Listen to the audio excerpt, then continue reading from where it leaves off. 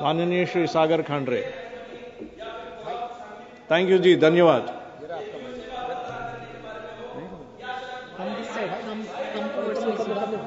Come towards me. Sudha. Thank you, Chairperson sir, for allowing me to talk on the demand for grants for railways for the year 2025-26. We all know that railways plays a crucial role in developing our nation. But nowadays, when we look at the railways, the first thing that comes to our mind is the rail accidents that are happening. According to NCRB data, it says that in the past 10 years, more than 2.6 lakh people have died, and this is categorized into different heads.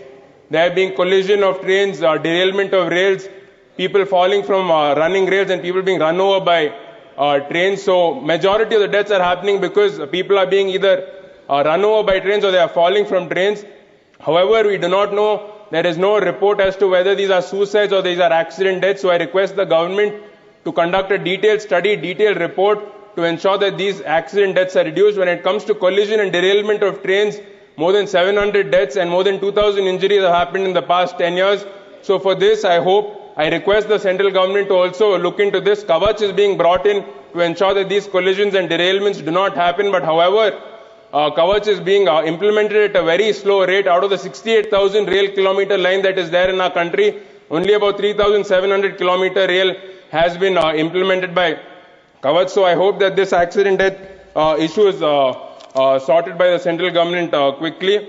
Along with this, not only Kavach system, sir, even the redevelopment of stations under Amrit Bharat is happening at a very slow rate. In the year 2024-25, more than 450 stations were supposed to be developed. However, only one station has been developed, only one, the target has been reached.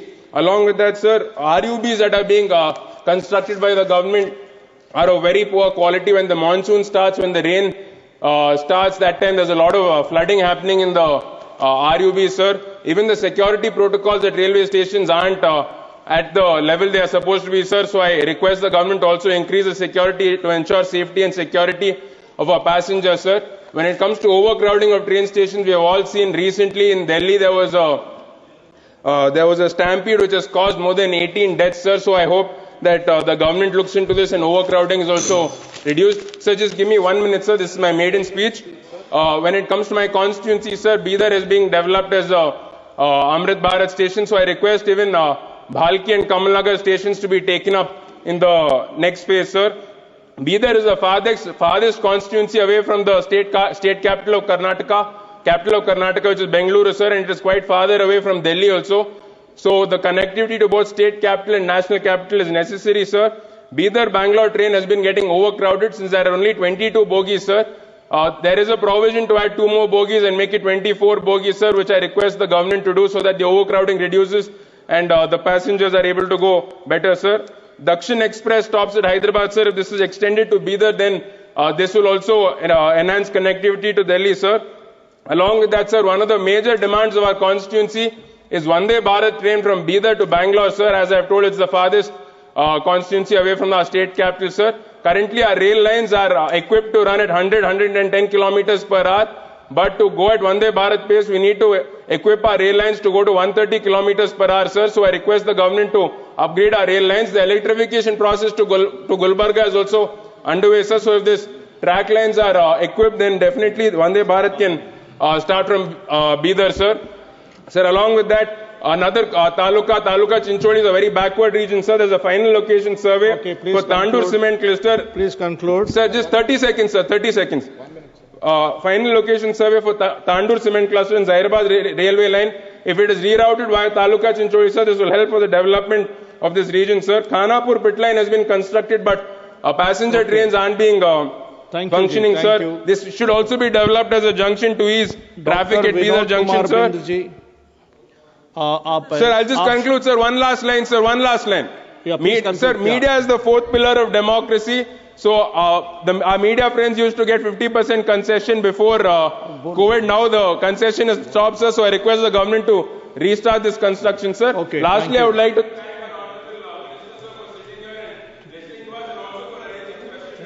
Mic sir ji, आपका mic चालू है। आप धन्यवाद। हमारे कर्तव्य को लेकर के उल्लेख किया था। और मैं हैरान हूं कि जिनको संविधान का स समझ नहीं आता है वो कर्तव्य की भी मजाक उड़ाने लग गए।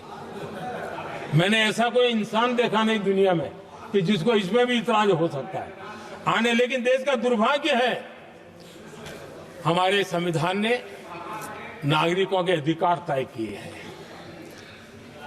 लेकिन संविधान को हमसे कर्तव्य की भी अपेक्षा है। और हमारी सभ्यता का सार है धर्म, ड्यूटी, कर्तव्य, ये हमारी सभ्यता का सार है। और महात्मा गांधी जी ने कहा था, महात्मा जी का कोट है, उन्होंने कहा था, मैंने ये अपनी अशिक्षित लेकिन विद्वान मां से सीखा है कि हम अपने कर्तव्यों को जितना अच्छे से निभाते हैं उसी से अधिकार निकल करके आता है। ये महात्मा जी ने कहा था।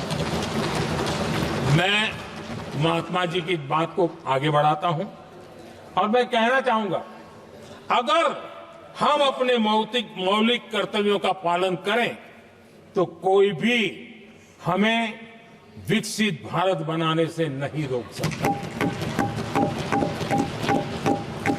संविधान का 75वां वर्ष कर्तव्य के प्रति हमारे समर्पण भाव को, हमारी प्रतिबद्धता को और ताकत दे, देश कर्तव्य भावना से आगे बढ़े, ये मैं मानता हूं समय की मांग है। आदरणीय सभापति जी, भारत के भविष्य के लिए संविधान के स्पिरिट से प्रेरित होकर के मैं आज इस सदन के पवित्र मंच से 11 संकल्प सदन के सामने रखना चाहता हूं। पहला संकल्प है, चाहे नागरिक हो या सरकार हो, सभी अपने कर्तव्यों का पालन करें।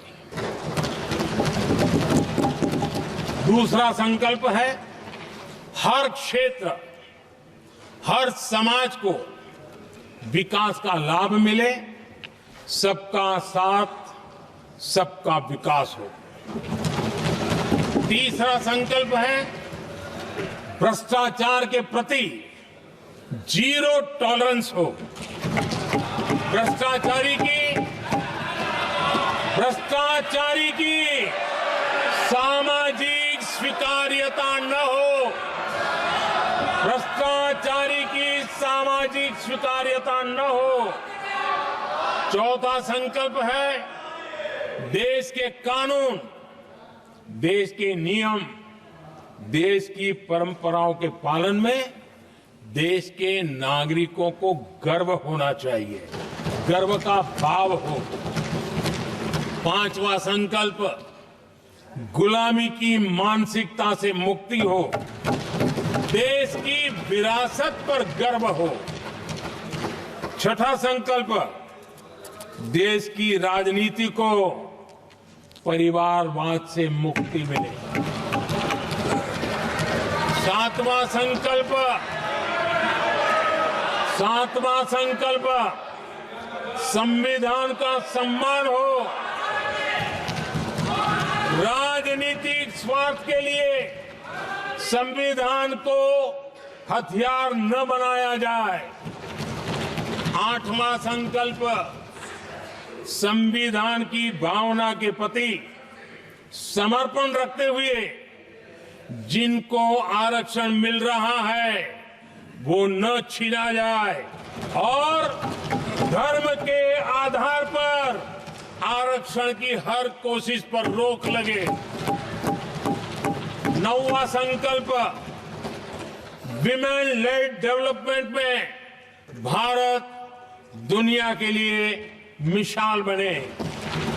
10वां संकल्प, राज्य के विकास से राष्ट्र का विकास, ये हमारा विकास का मंत्र हो। 11वां संकल्प, एक भारत श्रेष्ठ भारत का ध्येय सर्वोपरि हो। आदरणीय सभापति जी, इसी संकल्प के साथ हम सब मिलकर के अगर हम आगे बढ़ते हैं तो संविधान की जो निहित भावना है, वी द पीपल, सबका प्रयास, हम इसी मंत्र को लेकर के आगे चले और विकसित भारत का सपना इस सदन में बैठे हुए सबका तो होना ही चाहिए। 140 करोड़ देशवासियों का सपना जब बन जाता है और संकल्प लेकर के जब देश चल पड़ता है तो इच्छित परिणाम लेकर के रहता है। मेरा 140 करोड़ देशवासियों के प्रति मेरी अपार श्रद्धा रही है।